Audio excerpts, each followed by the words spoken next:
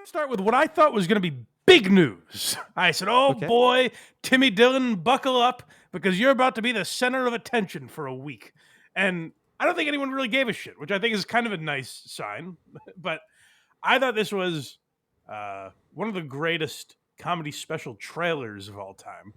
And I think it's a good commentary on where we are as a society. I thought people were going to be incensed. I thought this was going to be a week of news coverage, but it turns out it was not. So we'll get into it. But you've probably seen it already if you're watching this program. But we'll play Tim Dillon, the special trailer for Tim Dillon's Netflix hour. It's a pile of fucking ash. I don't care if it has a view of the ocean. You podcasters think you've inherited the kingdom. Hold on, I'm gonna have to call you back. Whispering in ears, swaying elections, spinning the truth like it was cotton candy, when in fact, you're nothing but a bunch of clowns juggling boner pills and hair tonic. Frank Underwood? I thought you were dead. I'm as dead as John McCain. He is dead. I don't know why he's been so fixated on specifically playing this character. Like every time he's come back and made a video, it's always, let me be Frank.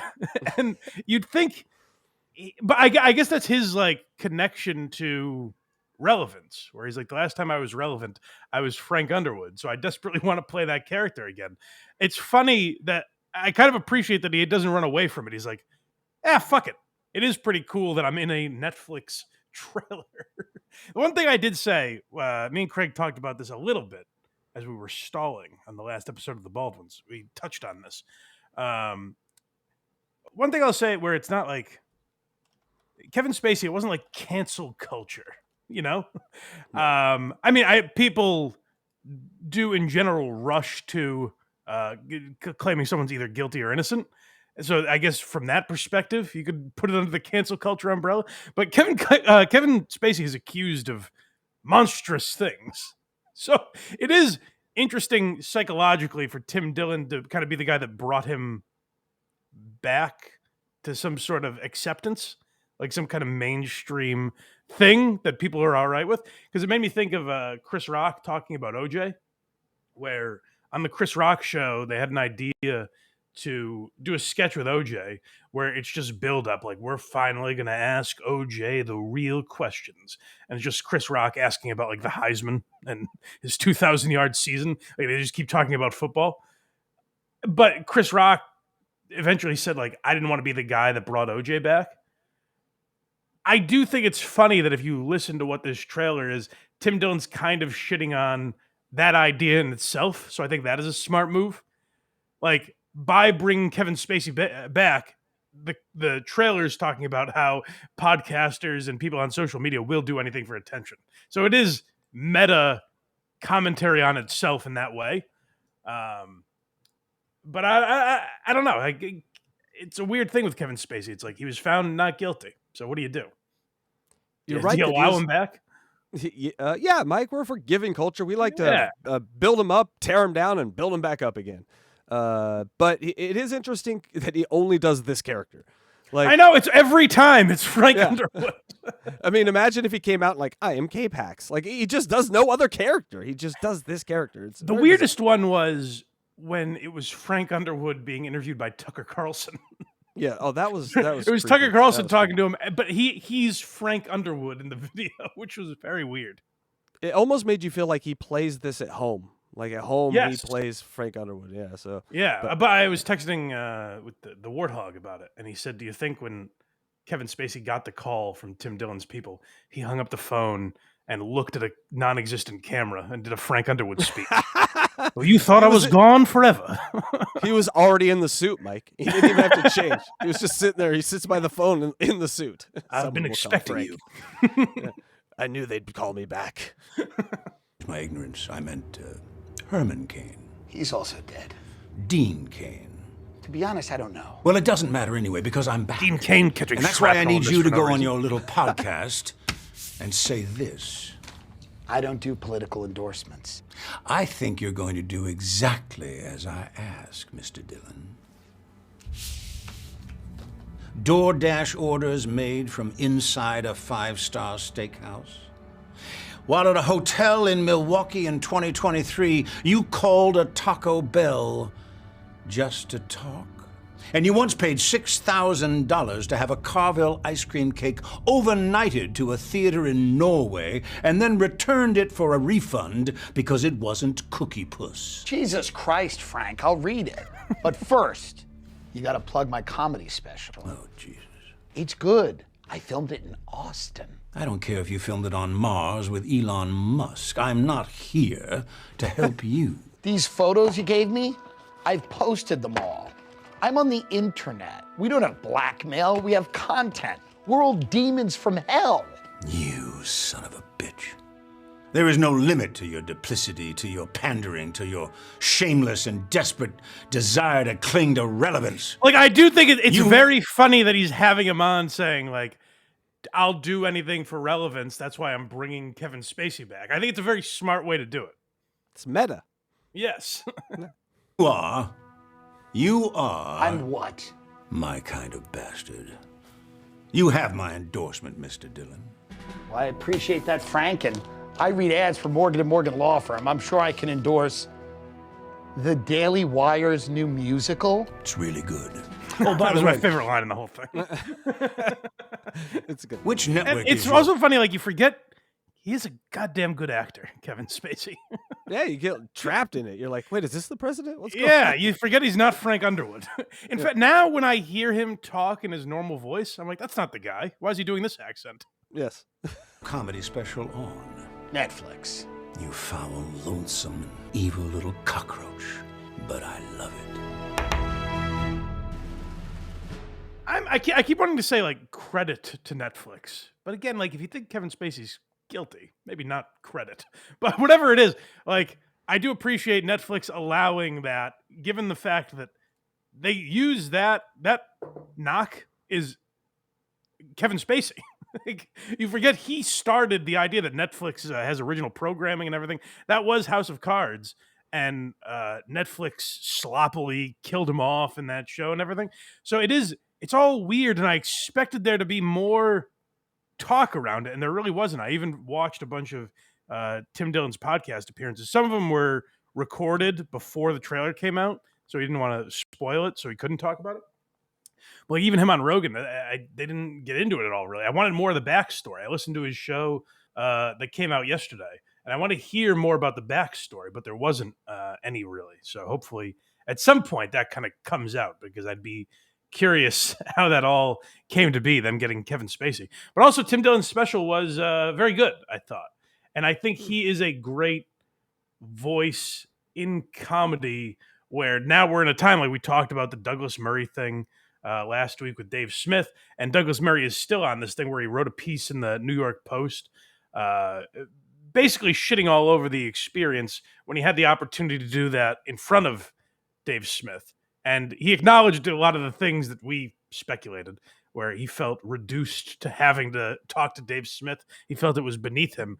But I think Tim Dillon's a great voice of, like, just cutting through all the bullshit. And he's talked about how he did this hour-long interview with CNN that they haven't released yet to promote this special. And on his podcast yesterday, he was basically begging CNN, saying, release the whole thing. Don't put an edited version out. Release from the time I sat down to the time I left.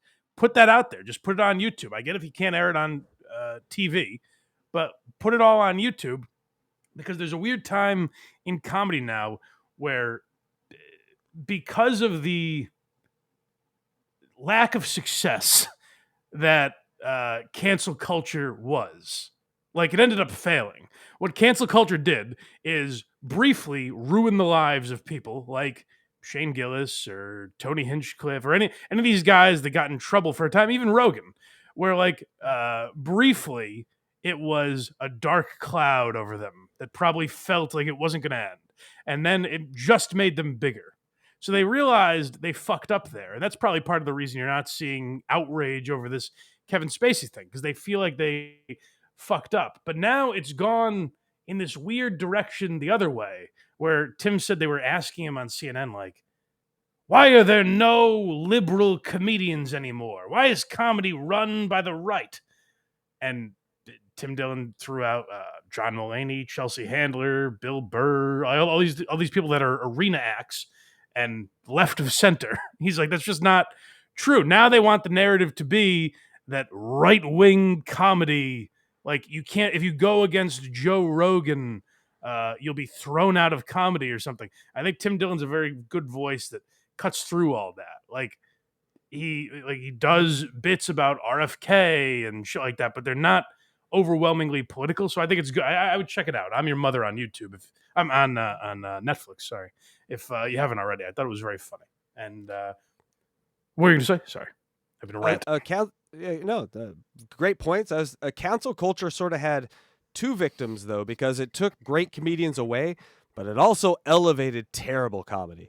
And so now the comedy is sort of space is filled with like the Tom Myers woke comedians who think they can do their jokes that aren't jokes, that are just. I don't know how elevated Tom Myers was. the most famous comedian on the world.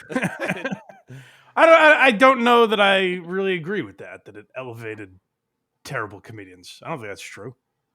Well, you couldn't tell jokes, so who was left? The sort of boring comedians. I don't think that's comedy. I think that was proven to be untrue. The idea that you couldn't tell jokes. I think if you kept doing it through all that, and I think that's what Gillis proved. Like Shane literally did, and I was like, I was very appreciative that he did this because so many people did the opposite. So many people dug their heels in and became anti-cancel culture guys. Shane got fired from SNL. It was the first time most people have heard of him, except with diehard comedy fans. No, that was the first time his name came up. And then he just kept doing the same thing that he was doing, the thing that got him hired on SNL. He continued doing that, and now he's the biggest name in comedy, essentially, and tremendously successful. So I think the problem with what cancel culture is people would call it like a consequence. Like we heard Anthony Jeselnik talk about that a lot, where it's like, that there's going to be pushback. If you're doing anything edgy, there's going to be pushback. Just keep doing your job. The problem was they were not getting booked places. Like there was a consequence outside of their audience, and that was the problem. And I think that has evaporated, at least for the time being. But now people don't know where to go next because now people are fake embracing it. You know, like you saw people at the inauguration, people that censored any, like Zuckerberg, his entire company was focused on censoring Trump stuff. And then he's at the inauguration fist pumping when Donald Trump takes office. So there are a lot of fake people. And I think Tim Dillon has been a great voice to call that stuff out. And to me, that's what that trailer represented. Maybe I'm putting too much meaning around it, but that's why I thought it was very cool. Do you think cancel culture hasn't like gone away? It's just transferred over a little. I've heard Dave Serra, this comedian guy, talk about this, where like cancel culture is now like Bert Kreischer he's like, I'm so sick and annoyed of this comedian, but I can't tell you who it is. And so the new cancel culture is like they can't talk about each other. And so it makes it sort of like the same sort of thing where you're telling us you're annoyed by these people. You're telling us this comedian does these weird things, but then you never tell us who it is. Because you have an internal cancel culture where if you do say who it is, they're going to ostracize you. No, I think that's just being... Well, I think it's... I think two things. I think one, that's just being a person. Like, hey, I don't want to humiliate this person on a podcast. But I think it's weird to bring it up.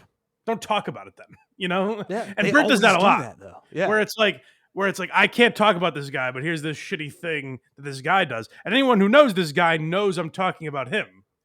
So it doesn't really matter that I'm not saying his name because people, but I think they're afraid of channels like us. And I don't mean my channel specifically, but channels like Too Lazy to Try, Podcast Cringe, shit like that. I think they're very afraid of that for some reason. And people haven't figured out, like, ultimately, that's good. You know, I think people that have figured that out are people like Tony Hinchcliffe. I think Hinchcliffe knows, like, hey, if I do a Trump rally, people are going to talk about me. You know what I mean? They might call me a Nazi. They might say crazy shit about me, but it's still attention. And the people that like me will eventually filter through that. And I think people that don't get it, and I think Bert is probably one of those people, they're very afraid of it because the things they're saying are mean.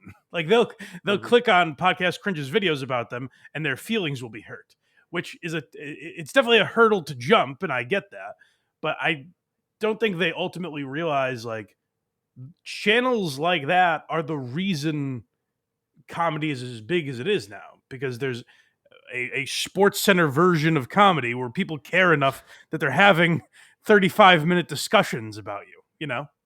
Yeah. Like I think that's a good thing for comedy. And once more comics figure that out, it won't be something they have to constantly worry about and have in their head. Go to blindmike.net for everything Blind Mike. Look at me. I did it. Kragers did it.